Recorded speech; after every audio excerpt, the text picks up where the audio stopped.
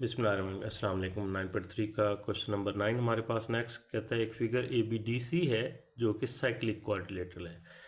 तो cyclic quadrilateral क्या होती है? जिसके 4 वर्टिसेस ऑल वर्टिसेस सर्कल को टच करते हो। तो देखें ए बी और आपके डी सी ये इसके ऑल वर्टिसेस सर्कल को टच कर रहे हैं और साथ में उसने दे दिया ए बी और सी डी इक्वल है, यानी ये ए बी और सी डी इक्वल दे रहा है। और प्रूव करना है हमने कि ए सी और बी डी, ये ए सी और बी डी आपस में इक्वल है। क्वेश्चन को सॉल्व करने से पहले एक चीज़ मैं आपको बच्चों क्लियर करता जाऊं कि यहाँ पे ये ए डी और बी सी का पॉइंट ऑफ इंटरसेक्शन जो ये वाला है ये आपका सेंटर नहीं है, ना ही इस क्वेश्चन में रिटर्न है, लिखा है, दिया गया है, और ना ही इसको एज ए सेंटर मार्क किया हुआ है। तो बहुत सारे क्वेश्चन, बहुत सारे सॉल्यूशंस आपको मिलेंगे जिनमें इस पॉइंट को एज ए सेंटर ले लिया है। तो अगर फॉर एग्जांपल हम इस पॉइंट को एज ए सेंटर ले लें तो ये क्वेश्चन इसको सॉल्व करना बहुत आसान हो जाएगा।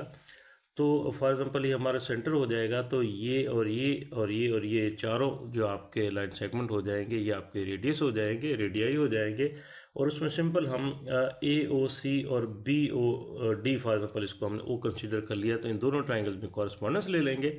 ये एंगल और ये एंगल वर्टिकली अपोजिट एंगल्स हैं, दो लाइनें आपस में क्रॉस कर रही हों तो उनके अपोजिट साइड पे बनने वाले एंगल वर्टिकल होते हैं और इक्वल होते हैं। ये इक्वल हो जाते और फिर हम लिखते हैं कि ये साइड और ये साइड इक्वल है, या ये साइड और ये साइड इक्वल है, और ये साइड और ये साइड आपस में इक्वल है।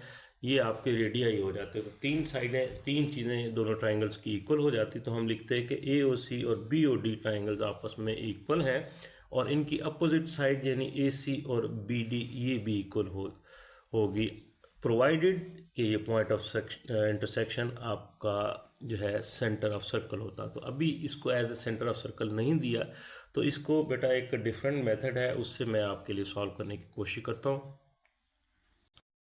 डायग्राम बच्चों हमने ड्रॉ कर लिए, अब हम इसको प्रूव करेंगे। तो आपको पता है इस किस्म के क्वेश्चन में हम लेफ़्ट साइड पे लिखते होते हैं स्टेटमेंट, इधर हमारी स्टेटमेंट्स आ जाएंगी, ठीक है। और राइट साइड पे हम उनकी हर स्टेटमेंट की कोई ना कोई रीज़न होगी, वो हम यहाँ पे मेंशन करते जाएंगे।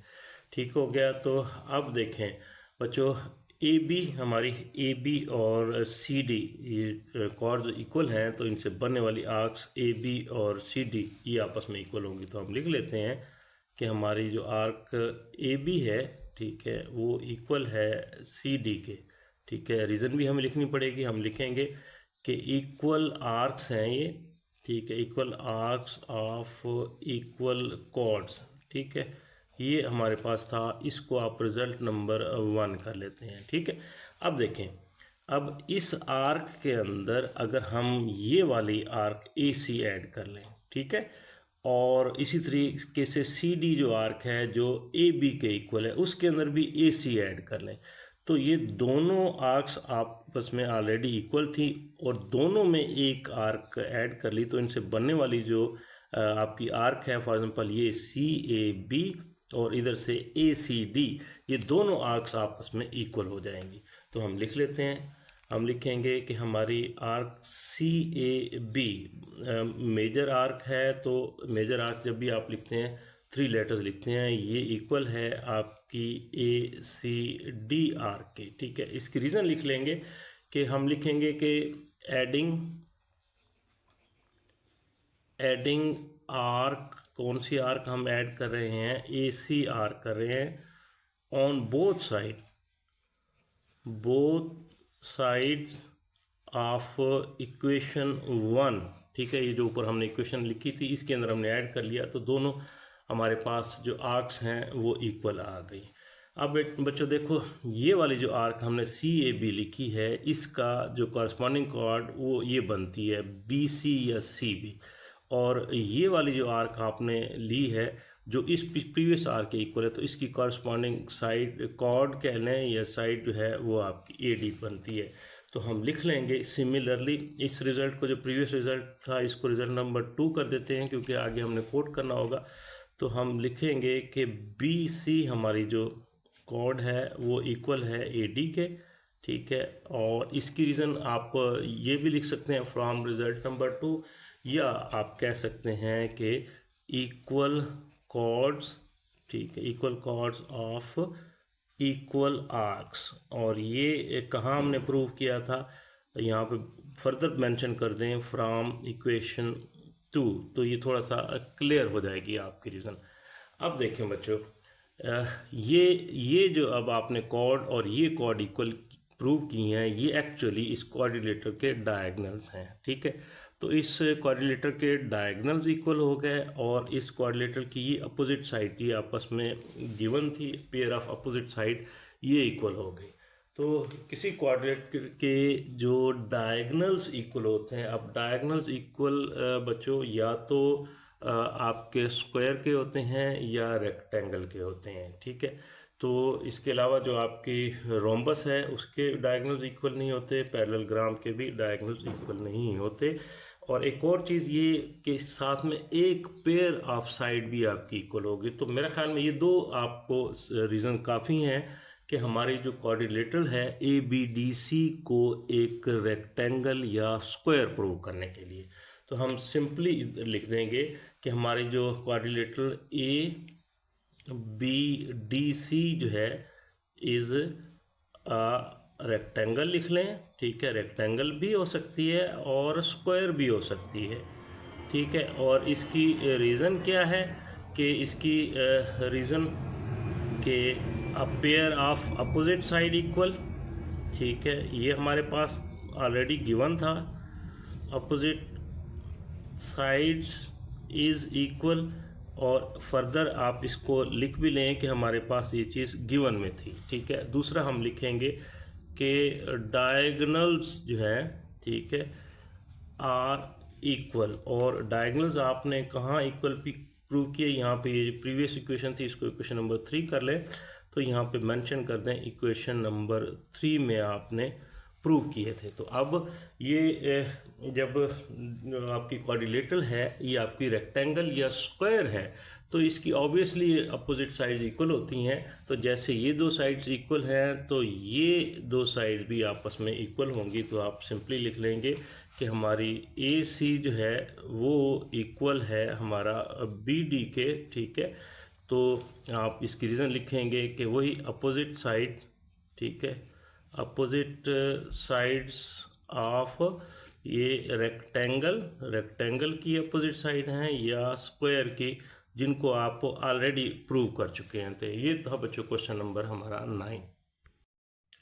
नेक्स्ट बच्चों हमारे पास क्वेश्चन नंबर 10 है। इसमें हमारे पास एक फिगर दे दी जिसके अंदर एक ट्राइंगल ABC आइसोसेलेस है। ये ABC ट्राइंगल आइसोसेलेस है।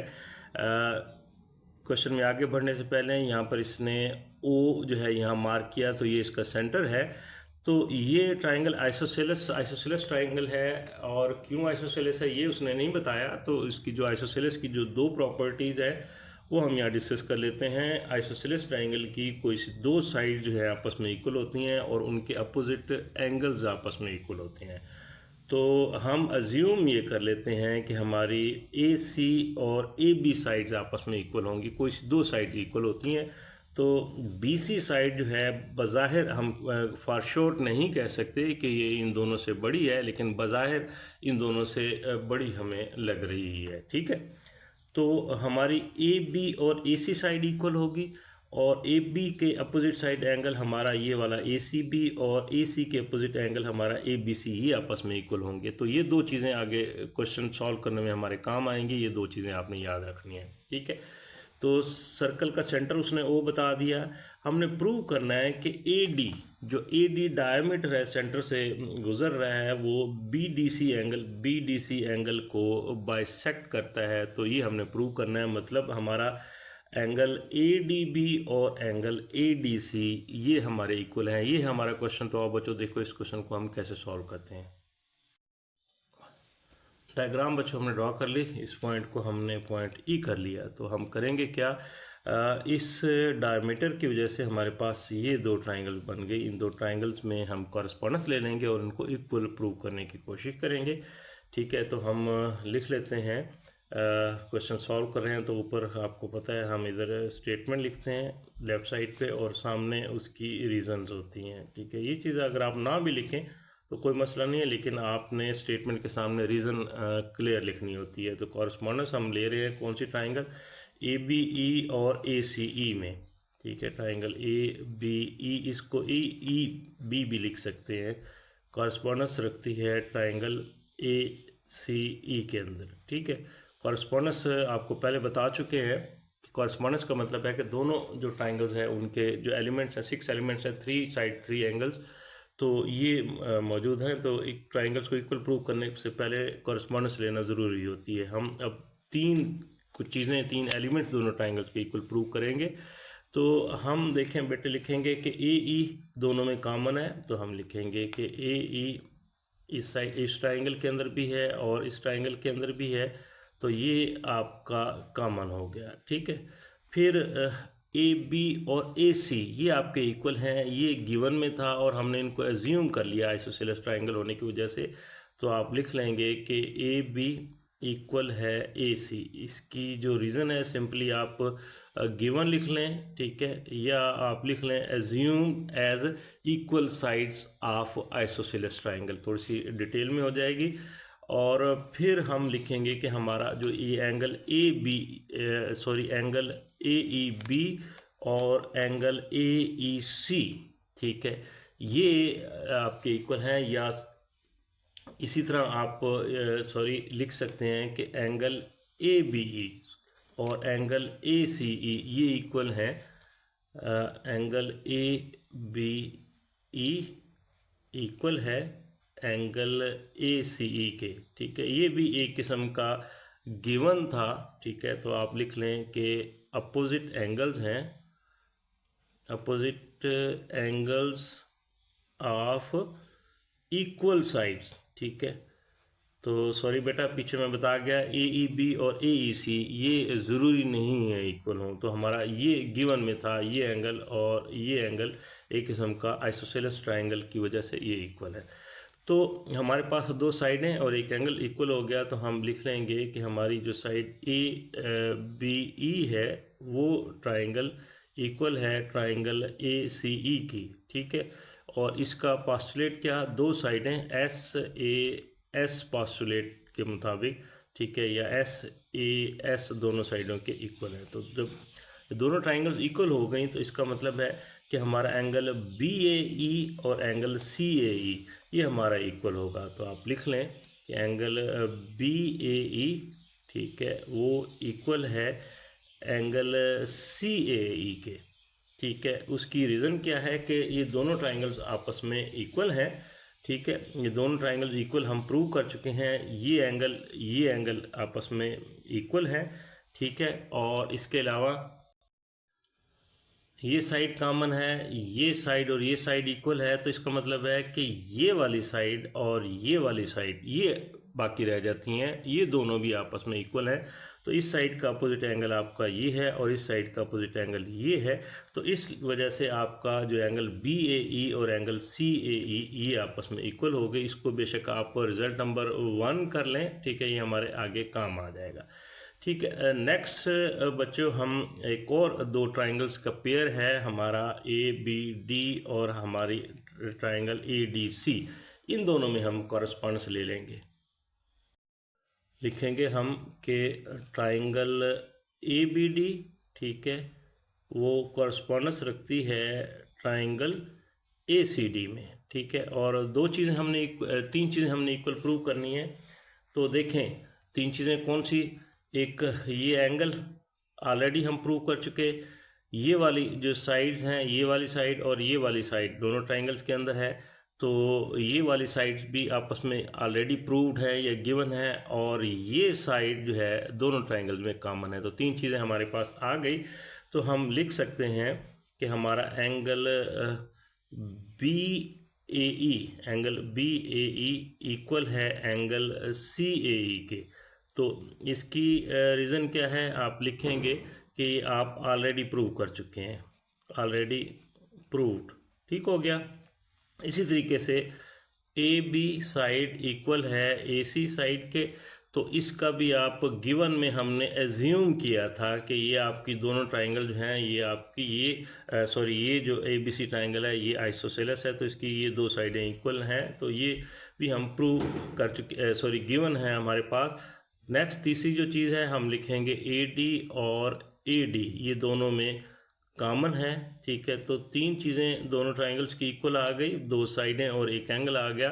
तो हम लिखेंगे कि जो हमारी जो कॉरस्पॉन्डेंस थी ट्राइंगल ए बी डी ली थी वो, और ट्राइंगल ए सी डी हमने लिया था, ये दोनों आपस में इक्वल आ गई क्योंकि दो साइड्स और एक एंगल जो है वो आपके इक्वल हैं। तो SAS पोस्टुलेट इसको आप कह सकते हैं इसकी रीज़न में। अब दोनों ट्राइंगल्स इक्वल हो गई, तो दोनों ट्राइंगल्स के ये वाला जो अब आपका एंगल है, ये एंगल और ये एंगल आपका इक्वल आ गया। उसकी वजह ये है कि ये दोनों ट्राइंगल्स इक्वल हैं, तो इक्वल ट्राइंगल्स में ये साइड और ये साइड दोनों ट्राइंगल्स की इक्वल एंगल्स की इक्वल है। तो इस साइड का अपोजिट एंगल आपका ये है और इस साइड का अपोजिट एंगल आपका ये है। तो आप लिख सकते हैं कि हमारा एंगल ADB जो है, ADB वो इक्वल आ गया हमारे एंगल ADC के, ठीक है। तो आप लिख सकते हैं कि कॉरस्पॉन्डिंग एंगल्स आप लिख लें, तो कॉरस्पॉन्डिंग, ठीक है, एंगल्स ऑफ इक्वल ट्राइंगल्स। तो ये था बच्चों आपका क्वेश्चन नंबर 10।